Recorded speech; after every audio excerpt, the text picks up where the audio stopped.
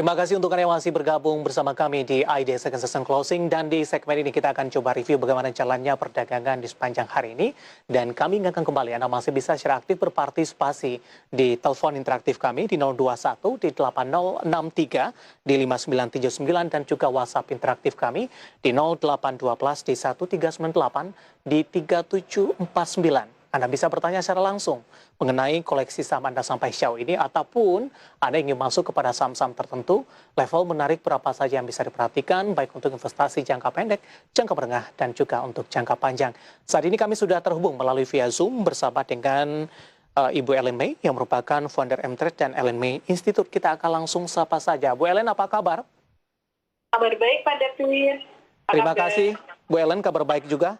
Sudah meluangkan waktu di IDX Channel. Langsung saja Bu Ellen, review perdagangan di sepanjang hari ini sempat menyentuh ke level 5.100-an, akhirnya ditutup di zona merah meskipun koreksi yang terjadi tipis sih Bu. Kalau kita bandingkan juga dengan pola pergerakan intraday trading yang di sepanjang perdagangan kemarin tampaknya hampir mirip. Bagaimana analisis Anda? Ya, jadi kalau saya lihat market masih bergerak sideways dalam pemilu Amerika pada tanggal 3 November nanti. Dan IHSG ini sekarang juga masih akan flat dalam range 5040 sampai dengan range 5170, di mana itu adalah range dari support MA100 di bawah dan resisten MA200 di atas. Jadi masih wait and see ya saat ini market. Baik. Bagaimana dengan rilis kinerja di kuartal ketiga di 2020, Bu Ellen? Ya, kalau kuartal ketiga tahun 2020 ini saya mencermati sektor properti, di mana beberapa saham di sektor properti justru malah pre-sales-nya cukup bagus ya, seperti BSDE dan juga SMRA itu pre-sales-nya bagus sekali.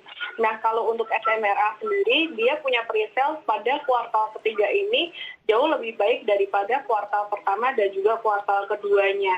Jadi saya melihat untuk sektor properti pada bulan November dan Desember nanti setelah pemilu bakalan bisa naik karena valuasinya juga saat ini sangat-sangat terdiskon sekali. Oke. Untuk rekomendasinya Bu Ellen dari properti yang paling Anda rekomendasikan? BSDE, SMRA, CTRA. BSDE, SMRA, dan juga CTRA. Ya.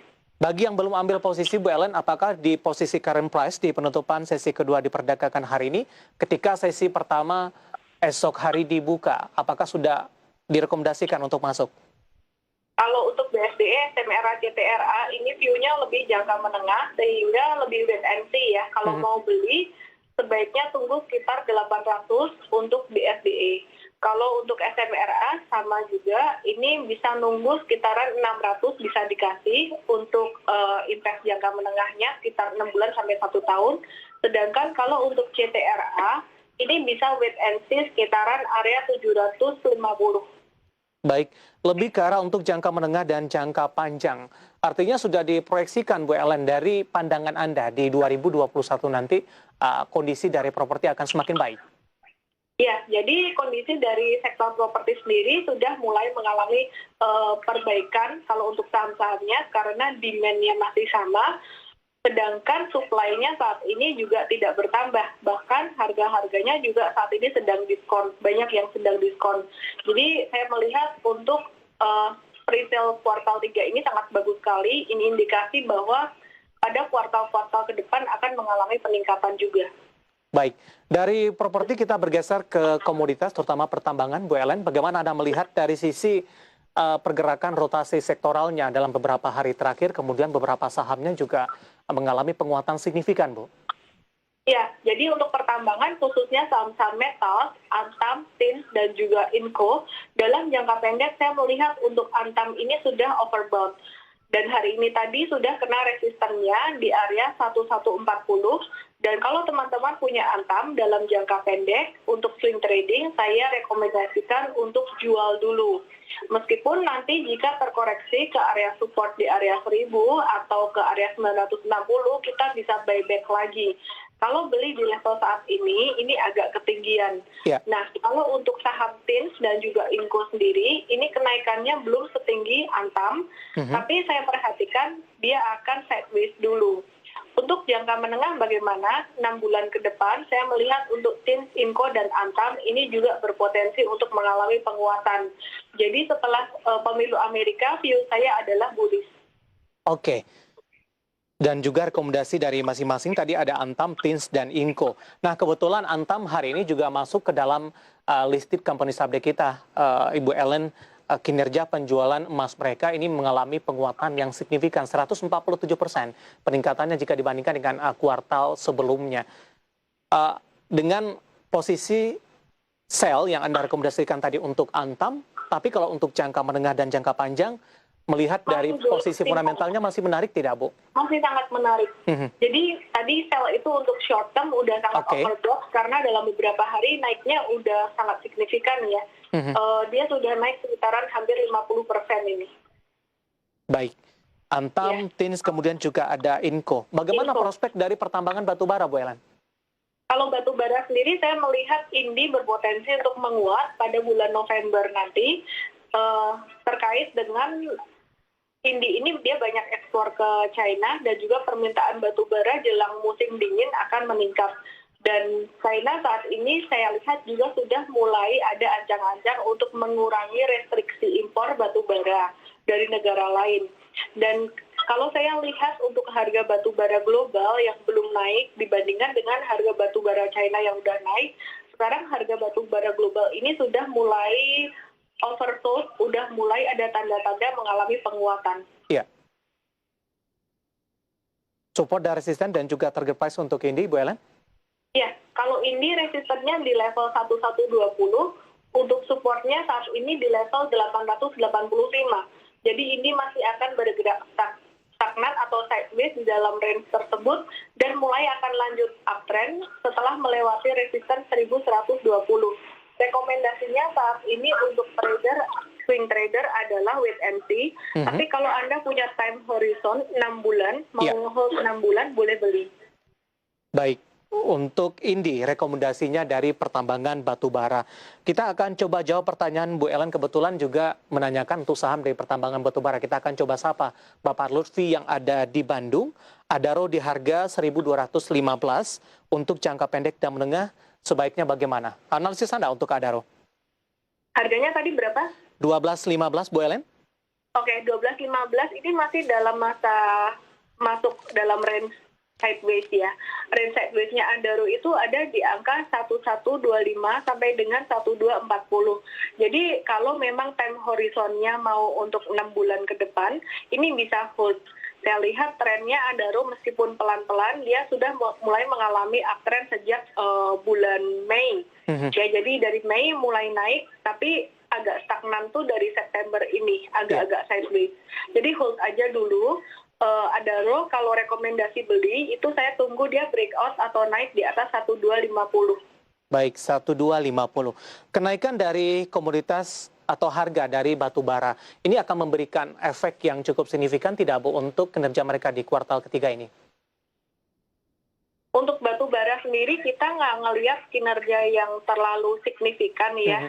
Ini hanya akan terdongkrak oleh harga batu bara yang agak menguat gitu. Jadi kalau untuk permintaannya dari dalam negeri sendiri saya lihat belum terlalu signifikan. Mungkin terdorong permintaannya itu dari China, mereka udah mulai masuk winter, itu aja.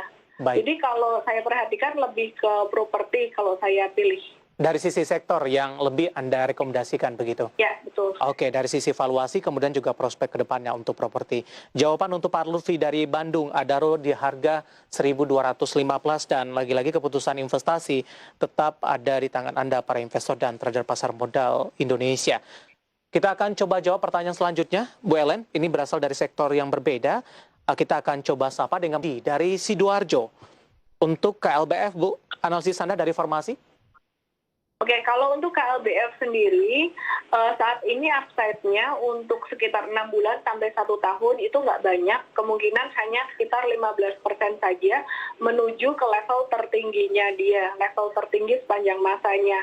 Untuk saat ini Kalbe Pharma, jika mau investasi jangka panjang boleh masuk, tapi kalau untuk trading, untuk jangka pendek saya nggak rekomen ya, karena pergerakannya sangat slow sekali dan udah di resisten monthly juga. Baik. Sementara di sini tidak disebutkan sudah ambil posisi atau belum ini untuk KLBF. Tapi proyeksinya sampai dengan akhir tahun, Ibu Ellen? Sampai akhir tahun masih stagnan aja ya. Saya lihat KLBF untuk sampai akhir tahun palingan dia kalau menguat tuh tertinggi sekitaran 1.750. Baik. Untuk KLBF, dan kita beralih ke pertanyaan selanjutnya ini dari perbankan Big Cap, Bu.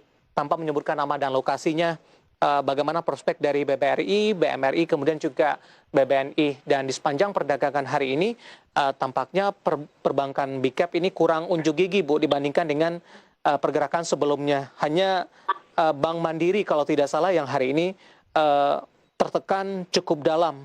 Sementara untuk BBRI, BBCA, memang tertekan tapi tidak terlalu dalam dan tidak terlalu memberatkan bagi indeks harga saham gabungan. Bagaimana Anda melihat prospek dari perbankan Big Cap? Apakah ini juga dampak dari proyeksi kinerja mereka di kuartal ketiga?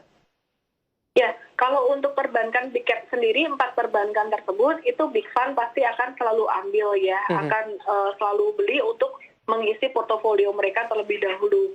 Nah, perlu kita ketahui juga bahwa perbankan Big Cap ini sudah naik lumayan tinggi sekitar 40-50% dari bulan Maret 2020.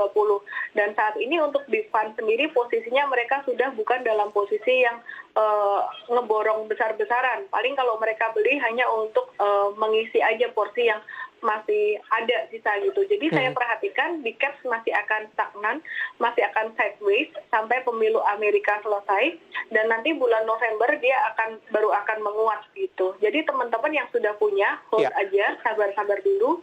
Yang belum punya, kalau mau investasi jangka panjang, beli di level sekarang pun boleh. Intinya asal punya dulu gitu. Baik. Jadi nggak di level best price pun nggak apa untuk long term investing. Jadi rekomendasinya hold. Oke, Bu Ellen, menarik. Kita akan jeda terlebih dahulu, nanti kita akan lanjutkan. Nanti juga kita akan lihat saham-saham pilihan apa saja yang Anda rekomendasikan. Dan pemirsa telah bersama kami, Adi Closing akan segera kembali sesaat lagi.